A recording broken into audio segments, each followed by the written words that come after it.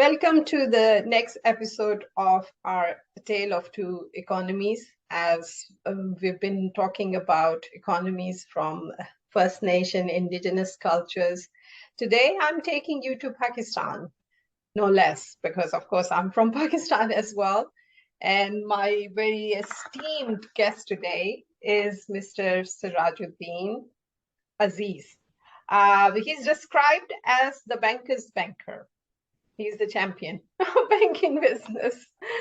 As he's worked, his profile is quite lengthy. I think he can introduce himself as well.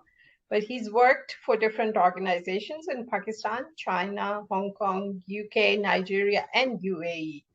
And he's currently he's the Chief Executive Officer, Financial Institution at Habib Bank AG Zurich. And also he sits on the board of governors of various educational institutions and social organizations. And he's a published author with works comprising In Quest of Mirage, Bitter and Sweet, Life and Times of Dad. Wow, interesting. The Essence of Islam and Emerging Dynamics of Management. And his recent book is on corporate Pakistan. I'll come back to that because I have a question about this. But firstly, welcome, sir. Thank you so much for accepting my offer. Pleasure. Thank you so much for the invitation. It's a pleasure You to are be always busy writing, and I know you write articles in daily newspapers and magazines every week. That's great. Yeah, I do that. I contribute to more than one. Yes, mashallah. In the context of the introduction, you mentioned about my last assignment being with Habib Bank AG Zurich. I recently parted company from that assignment in the sense that I have moved to completing my thesis for my doctorate. So I'm concentrating on that at this point in time. Right. Okay. So can you briefly please tell us that you have initiated a few banks as well in Pakistan? Yeah, it was part and parcel of the initiation process of a new bank formed in 1992 called the Union Bank, which later on got sold and ultimately was merged with Standard Chartered Bank. So it's a bank that we started from scratch, and that was an amazing experience. And me having worked all my life outside of Pakistan until then, had to relearn the tools of having to deal with issues relating to seeking approvals from various organizations in Pakistan, which is not an easy task anyway, in any developing country for that matter. So yeah, it was a very rewarding experience at the end of it all. So tell me, with all this banking brilliance you have, and Pakistan has produced amazing and very brilliant bankers. I mean, Agha Hassan Abadi was one of them. I take pride in saying that. And also, you know, your brilliance and others, how come the country is still in this state? This is the question we are probing today. I think it needs to be looked in the overall context of the political establishment. It is critical for any economy to develop within a given political framework.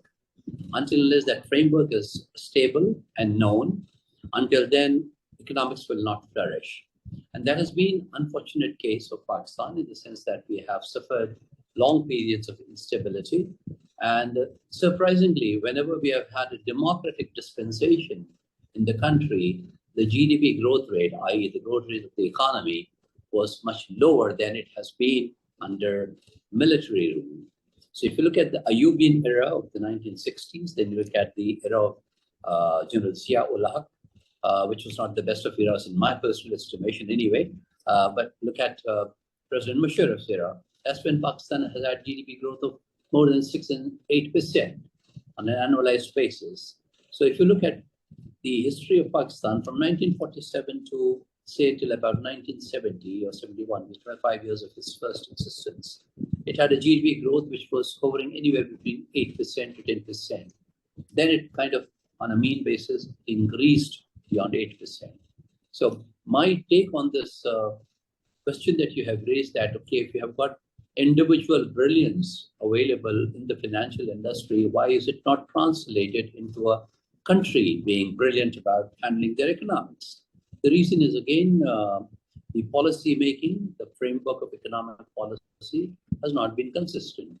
And consequently, banks also underwent a lot of changes within Pakistan, the banking industry. We had a massive growth during the 50s and the 60s when the country was new and nascent as an independent nation.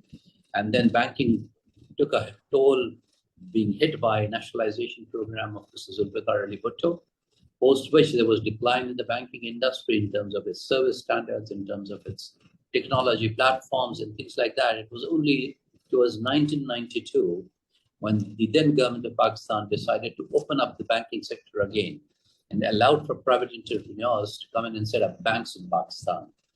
And they issued 10 licenses. So 10 banks were given licenses, of which 8 opened up. The surviving ones are roughly about 5 of those. The rest have either been merged or have been absorbed or have been sold and got submerged with large institutions. So banking also as an industry has undergone changes. So when you have state control over banking industry, what happened was the branches that were opened for meeting the demands of creating employment opportunities. So there was no really economic reason per se for those branches to be opened up. And that ultimately became a drain on the capital of the bank. Similarly, political loaning started taking place, the influence on the loaning process that started to happen. And then subsequently, of course, the hiring of individuals on a political basis. So that kind of, decimated the brilliance that it exhibited during the 50s and the 60s. So we had a decline in the quality of the human resources of the banking and the financial industry. It received an uptick only towards the middle of 90s, and then since it has been growing, yes. Pakistan has been producing not just bankers, Pakistan produces some very finest of engineers, some finest of pilots, for example. I mean, so as you rightly pointed out, there are pockets within the country of extreme brilliance. And I, for one, as a Pakistani, am unwilling to admit that we are anywhere less intelligent than any people in our neighborhood. So it is all of piecing it together, for which we needed a leadership at the epics level to harness all these constituents into a cohesive whole and to give a direction, set the sails right, as they say.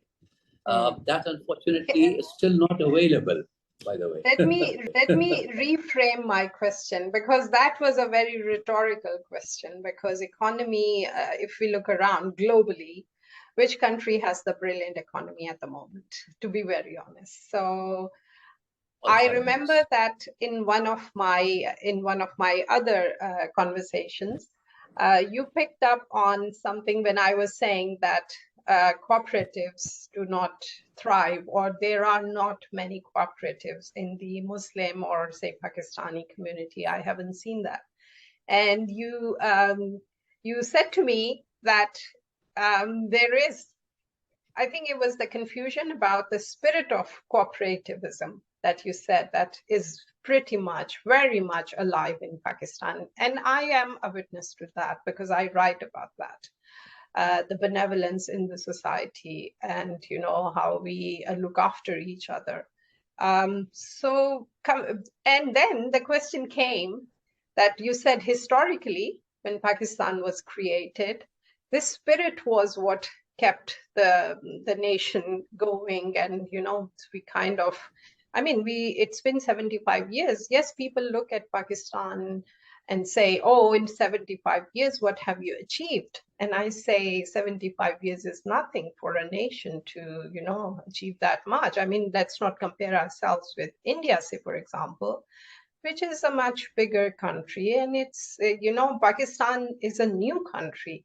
So let's give Pakistan that, maybe that encouragement that there is hope. We are developing this nation. So going back to historically, I would say, I'm also referring to your book. I haven't read your book on corporate Pakistan.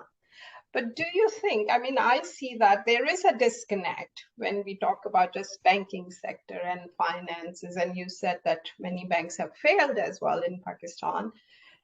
I would say it's not up to just to the political leaders or the political system, I would say it's maybe Pakistan's system is different to other countries where the banking system has come from. Maybe Pakistan needs another kind of banking system. Have you ever thought about that? Do you think we can brainstorm it that there could be another system of banking which can work in Pakistan, where the masses are illiterate as well and not financially literate at all? So the corporate Pakistan could be a minority, I think. That's how I see it. What's your view? Okay. The title of my book might be slightly misleading because it says within brackets, insights into leadership. So leadership has been evaluated from that standpoint of a corporate structure. Yes. That's the book. That's your background as well. Yeah. Coming back to your fundamental question about the banking system, I don't think I made a mention of any bank failure. I said the bank got absorbed. Okay, the bank got sold out, not for reasons of default. In Pakistan's banking history, there has never been a single bank failure. Not a single bank has failed. Yes, they've been absorbed by bigger banks. The depositor, what is a bank failure? Bank failure is where the depositor is unable to receive the money that he had deposited. That's the quality or definition of a default, strictly speaking.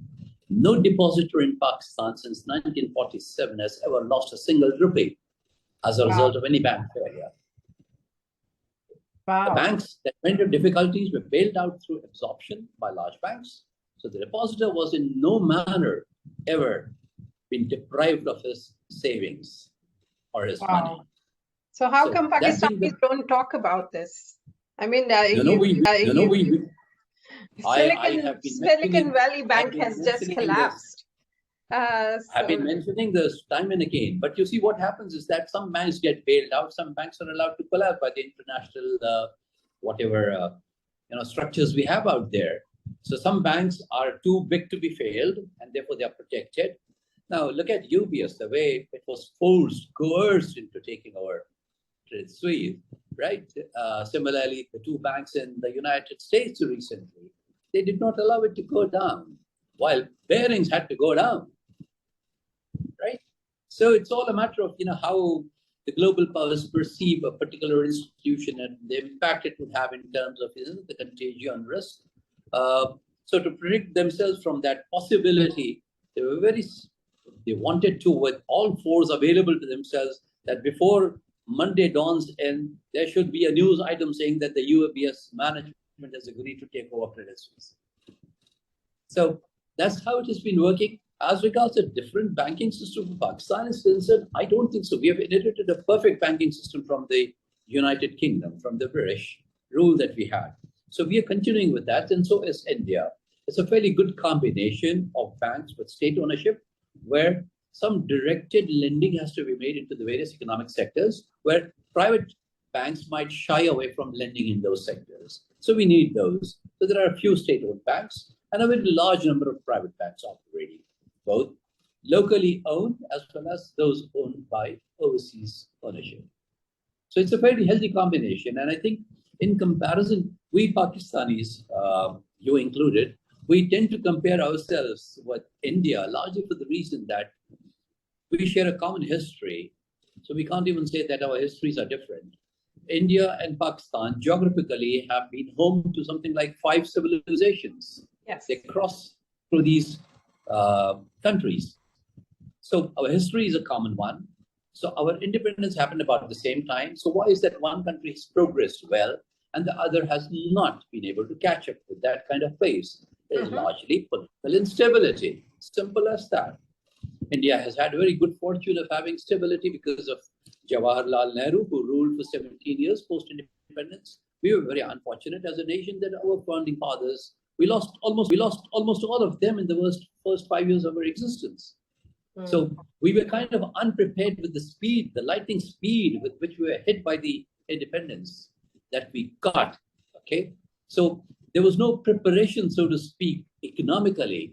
While we're politically conscious of having a separate homeland for the Muslims, but I think we did not have a proper blueprint for how we will handle the economy.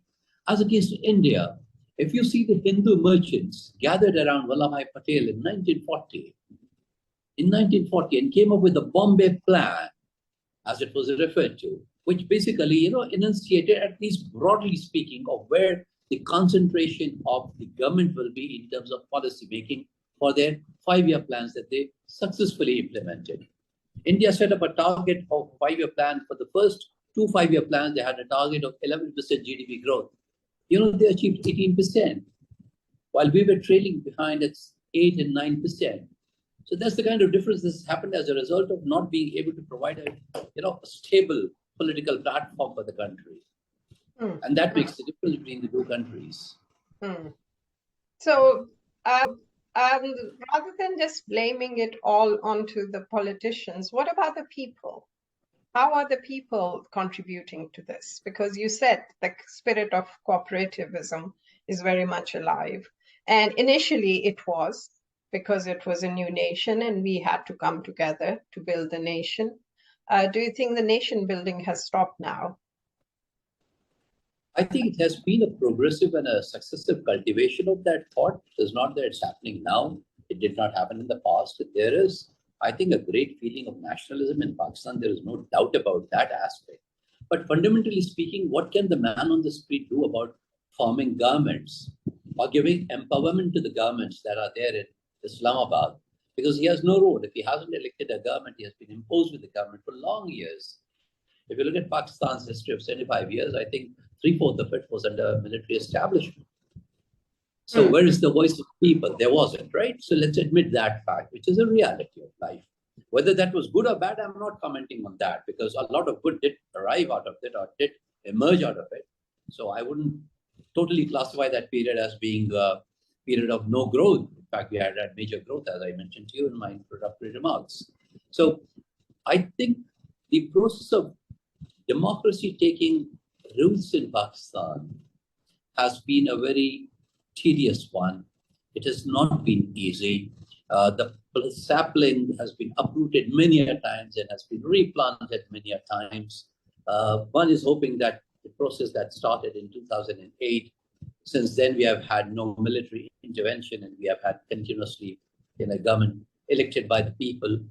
Whatever claims may be made by those who lose, but the fact is, yes, it was through a electoral process of getting into the government. So if this were to repeat itself successively for a few decades, only then I think there will be some semblance of a real democracy in place. But democracy has failed. Even the most democratic nations, it's failing now. So do you think that maybe that wasn't the alternative for Pakistan? I think the hybrid... Because we have this very confused, I see the confused landscape of economic, socio-political as well, that it was created as an Islamic country, but we try to, impose that Sharia law or the Islamic manifesto, but we have never been able to do that. And then there are these very colonial sort of remnants of, how a country or the state should be managed, or nationalism, and then the economic, not having a economic blueprint, as you rightly mentioned in the beginning. So it's a bit of, confused landscape in so many ways. Do you see that as well? Well, I don't know if democracy has failed us. And I can't even say if dictatorship has failed us. It is just that both the systems, we're not allowed to have some kind of continuity. There has been disruption so often. I mean, if you were to look at the Malaysian model of democracy, that's also a democracy, right? But you had a very iron hand prime minister for 22 years, Mahathir, who tolerated no dissent. That's also a democracy. So when I'm referring to democracy, I'm referring to that type of democracy, of the Lee Kuan Yew type, where you have one individual who guides the nation authoritatively, and is elected through a process. Whatever that process, whether it represents a majority view or not, is besides the point. China is a democracy, as far as I'm concerned, but the West does not consider it a democracy, because there's just about 55 million 55 million people who are part of the Communist Party. The rest are not. So those 55 million people dominate the 1.4 billion population. Yeah, so be it. You can't have 1.4 billion leaders in a country. So leadership has to restrict itself to a minimum number, right? And that minimum number, whether it be one or more than one, has to be very decisive, must hold on to the reins for a longer period of time to see that the implementation of any policy that they may come up with is carried through.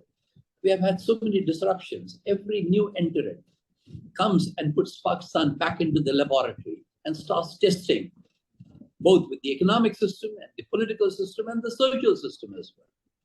So we have this program called the BISP, the Benazir Income Support Program, okay, which is being funded by the taxpayers, okay, which is a very good program, fine, but there's a lot of abuse, one knows about it. But the abuse may only be 5% or 10%. There is a 90% good that's happening as a result of that program. But then that program gets changed every time a government comes in. Okay, they either tinker with the name and call it the income support program. Somebody adds a prefix to it, call it Benazir Income Support Program. So that's where the issue with the country is one of stability, both in terms of not just the political system, it is also the economic. We have had tinkering with our economic system as well, from complete state ownership of key industries to sudden privatization, from concentration of wealth in the 60s in the hands of a few. Okay, unbridled capitalism, laissez-faire happening in the country. Okay, consequently, two separate classes of people emerge in the society, the haves and the have-nots. And we see then the dismemberment of the country happening in 1971, post which there was state ownership. And then we have a military dictator coming in, okay, promising elections in 90 days, and that doesn't happen. And then he continues to rule for the next 11 years, in which policy making again takes a backseat. This morning I had an article, I think I must have sent it to you, where I've written about the policy making and implementation gap that third world countries suffer from. So do you think people can break this cycle? This cycle, only people can break this cycle, right? Yes. But we haven't developed our people as well, as I see it, this is what we haven't done. You would be very familiar with this phrase that's often quoted, that the educated masses are easy to govern, but very difficult to control. Yeah. Right? And therefore, there has been a definitive attempt on the part of many of the people who came into power to see that education doesn't flourish. So consequently, if you see the literacy rate of Pakistan, the other day I was at a university and I asked this question, and many faculty members were sitting there. I said, what's the literacy rate of Pakistan? And they responded with such accuracy that I was amazed. Somebody said 59%. I said, oh, I'm impressed, really, 59 and not 60. This absolutely seems like a precision calculation of literacy. And how do you define literacy then? And we went to the definition of literacy and realized that, okay, we have also played havoc with our education system. So consequently, the quality of education, the quality of the youthful population, we pride, and rightfully so, only if we could give them direction. We pride in the fact that 65% of Pakistan's population today is below the age of 35. Now that's a massive strength to have, right? That's a massive hope to possess for any nation. But that needs direction. Yes. Otherwise, there are a motley crowd who can go berserk and can land themselves into decadence. Yes. So don't you think these should be community-led initiatives and there are many, I must say, in Pakistan. I see Pakistan as the nation who thrives on the the benevolence of its people, and the spirit of cooperativism, as you were saying, is still very much alive. But then this social divide between haves and have-nots, like it's divided between two classes. But don't you think that it should be Pakistan's problems could be solved if there are if people start taking initiatives themselves, and people do, But do you see that could be the future of Pakistan? You're right, Dr. Malik. These pockets that we have, okay, in the society who are doing this kind of work that you're referring to, those are far and few in a population of 250 million people, right? And this philanthropic aspect of the Pakistani society baffles economic managers, because when you look at the tax to GDP ratio, it is dwindling. It had touched a peak of 12% during President Musharraf era. It's come down to something like 9% now. So there is this, inner refusal to pay taxes to the government, while I'm willing to do and part money for betterment of the society on a different platform altogether. So because if then these were to maybe be there's no trust. Yes. Lack of trust. The yawning deficit that is there of trust. So maybe it calls for a new taxation system then, which is the Islamic social finance, I think. That's how it is. I mean, I see it that people follow that impulse still.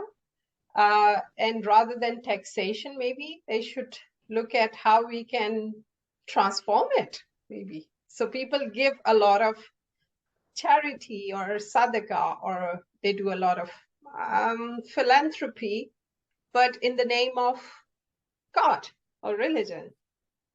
So do you think that could be replaced with the Islamic No, I don't think so. finance? No? I don't think it will be replaced. And I think it should not be replaced, is my view. I think it should rather be expanded, because it's having a very positive effect on the economy. It is moving the economy in a very small way at the rural level. Yes. So that's going to contribute. It's also giving some kind of power and strength to the women population living in the rural areas. They are also contributing in their manner, in one way or the other, towards the economic fundamentals of making their families better in terms of their living standards, in terms of their health care and things like that. So I would think that this is to expand, but to have an alternative taxation system, I really don't know. We'll again be going back into a testing mode for, I think, the longest period.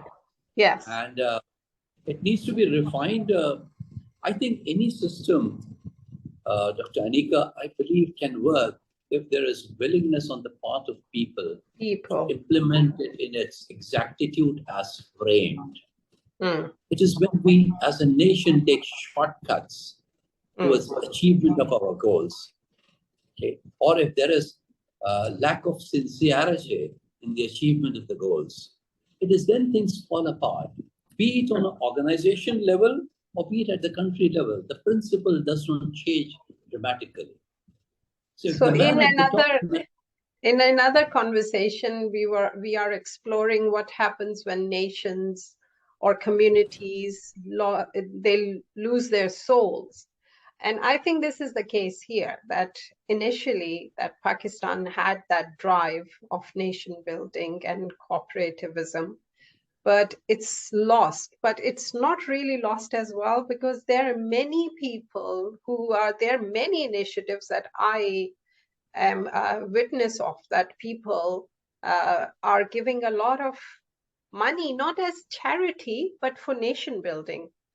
So that is the confusion in my head as well, that how can we now bridge this gap maybe? Because, if that could be utilized, I mean, look at how many privately charity-run hospitals, universities are in Pakistan. They were started by people. Very well. They're doing very well.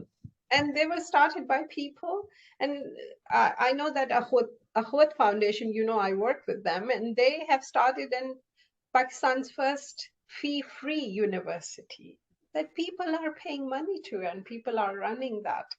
So that is what I'm pointing at. I'm not an economist like you are, or banker. So I was asking you, do we have to now look at it in another way? Could that be the solution? But then you are not willing to do more experimentation with the country. So where do I think it's my very sincere belief, actually, that whatever we have designed and kept as a architecture that we proudly claim that South Korea kind of adopted our economic model. Mm. And I believe that to be true. So there's nothing wrong with the architecture of either the political system or the economic system. Right. It is lack of willingness to follow the laid down conventions and principles of those systems and carry them through, okay, without creating any derailments. That I think is important, and for that we need leadership. Why is it that people are willing to give their money, their hard-earned money, as charity or sadaqah or whatever, by whatever nomenclature one may refer to that particular act? They're willing to give it to people whom they trust. So what is it? It's all about trust. They know that their money will be well spent. And the universities, hospitals, and colleges, and all of these other institutions, healthcare institutions, are being run on this. But so why is it that people are unwilling to give it to the government? Because of lack of trust on the end use of their money. They want to see it, being profitably deployed for the betterment of the country. But if you find as an officer, if you find a public office holder traveling with a convoy of 60 cars, then you lose trust in that mechanism, right? True. You lose weight. Yes. That's exactly what happened. So we need to give power to the people to have, the public office holders must represent the people or the man on the street, which is not the case. Yeah. So that's I think instead of doing much about political system, instead of doing much about the economic system, what we need to do is to get our political setup correct. Because that would drive everything. So that's what I was referring to. The spirit of benevolence that is very much alive in Pakistan needs to be spoken about, I think. I don't think people give a lot of sadaqah or charity. The way I see it coming from outside, I'm a Pakistani, but of course I live outside of Pakistan. I can see it through those eyes, like, oh my God, people give a lot of money to all these institutions they have set up. And nobody kind of has maybe written about it in a way that could be, it could be institutionalized in a way that this 65% youth you have in Pakistan, they could be then educated about this. And how, this needs to be socially innovated. We call it social innovation, that, you have to look at it from that perspective. This is what I was referring to, because I get so amazed. When I come to Pakistan, I have been taken to villages where people have set up free schools, free hospitals, and they're still, they're still supporting it. And I get so overwhelmed that, wow, look at this. But I haven't seen that people speak about it. It's kind of, it's still put into this charity philanthropy in that way, that it's said that, oh, we give charity, but I see it differently. I feel like, wow, this benevolence, the spirit of benevolence, is what I write about, because I get too affected by it. I think your perspective or your manner of looking at these things is more appropriate, and that's exactly how a giver sees it as well. Those who are contributing to such initiatives, I don't think so they are looking at it as your sadaqah and I don't have anything to do with it. They want to understand, okay, what will be done about it? How will it benefit the society? How will it benefit that particular segment? Again, as I mentioned earlier, it is dismally low, the number of people doing this as against the quantum of population that we have. So, we need to increase this activity in order to be able to cater for a larger number of people. So yes, it can be done on a social basis without intervention of the government, without intervention of public office holders. We can still do it, but it's again a very long drawn process. When Mr. Zulfikar Ali Bhutto came up with an education policy, I remember I was at school and we were delighted when I read the education policy. It started off by a slogan that said, education is free for all in this country now. Mm-hmm. And that free for all actually became a free for all environment, not free for all education. So consequently, education quality took a dip like that. Okay. Today also, there is a massive proliferation of universities in Pakistan. But what is the quality? What is the emphasis on STEM? Very insignificant, really speaking. Okay, why is it that we do not have our share of IITs? Okay, if our neighbor has created 22 of them, and if products of those IITs are today CEOs of global powerhouses, why is it that we are lacking out there? It is because of the quality of education, the direction of creating a knowledge economy. That is the demand of the time. Yes. Okay. So as far as the policy is concerned about knowledge economy, I can tell you we have got the finest one on the paper. But when it comes to parting of it, implementing it, creating that environment for it, okay, the bureaucracy takes care of it, and then it dies a natural death of decay and delay. Yeah, yeah. So we have a lot of work to do. I'm not totally disappointed. If I am sounding a bit pessimist in my expression, it is not to say that I am actually, I'm an eternal optimist. I always see the silver lining, so to speak. So there is a lot of good things happening in the country, despite all the trouble that we see everyday basis. Yes. Okay? Things are still moving. The container yards are still operational. The containers are still moving. The As ships I are still being as I jokingly say to people that, look, there must be something about Pakistan that we are thriving. We are now 20 million people. So we must be happy people. We are jolly people. It's still thriving. So anyway, so what is your message to especially the youth, say, for example, who are quite disoriented in this environment all over the world, but especially in Pakistan, on Pakistan Day on 23rd of March? What is your message to them? Well, I'm nobody to give a message, but nevertheless, I'll make an observation only that I would like to address the younger people to say, if your parents and your teachers have failed you in discovering your talent, I'm sorry about it, but I would urge you to please look within yourself inwardly and identify for yourself what are you good at. Once you have identified that, pursue it relentlessly, because then only success would be yours. But if you try to put square pegs in round holes, as has been happening for 75 years, then unfortunately this malaise will continue for the longest period of time. So my idea of speaking to the younger generation always has been discover your talent, please. If you're good in mathematics, stay with that. If you're not, abandon it. Don't read it or don't follow it for the sake of your parents. You don't have to become a bad doctor for the quest that your parents have put on you for being a medical doctor. No, that's not on. Okay. And develop love of knowledge, because I think and passion for knowledge. Passion for knowledge. Yeah. Passion for knowledge. Knowledge that inspires you from within. Okay, not knowledge that you're using for rote learning to pass an examination.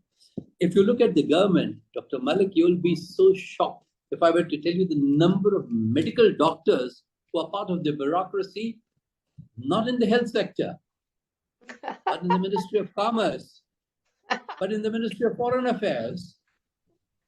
Oh, gosh. I mean, so once precious seat in the medical university or medical college has been lost for a good 5-year period, because that is not being pursued.